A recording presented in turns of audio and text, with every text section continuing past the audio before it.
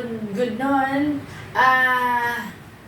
Welcome to El Shaddai Therapeutic Massage. Ngayon po ay narito po ang aking pasyente from fresh, bagong-bago from Cainta, no? Villarica, St. Joseph, Cainta, Rizal. Tatanungin natin ang pangalan at anong naramdaman niya nung siya'y dumating, bakit nagpa-therapy, at anong naramdaman after ng therapy. Sige po, pangalan. Ako po si Alona Bellao. Pumunta pa ako dito kay Sister. Ne. Okay, Sister Ne. Para magpatay. Dahil, After nung ano po ang Para naramdaman? Bakit kayo magpa-therapy. nagpunta? Para magpatay. Kasi, anong naramdaman? Para magpatay. pumunta po ako dito para magpa-therapy po.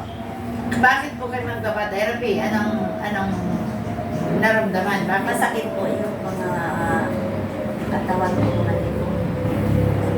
Leeg, Leeg. balikat, Opo. balakang, Balakang. tuhod. Opo. Ngayon, after ng therapy, Gumaan na po yung pakiramdam. masarap ba? Opo. Yung leeg, nakakalingon na, maganda na. Okay na. Kasi ang daming bilog-bilog kanina, no? Ngayon, maganda na. Lingon. Opo. Kanan, kaliwa, kanan. Yung kamay na. Opo.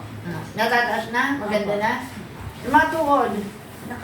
Okay na po. Oh, wow!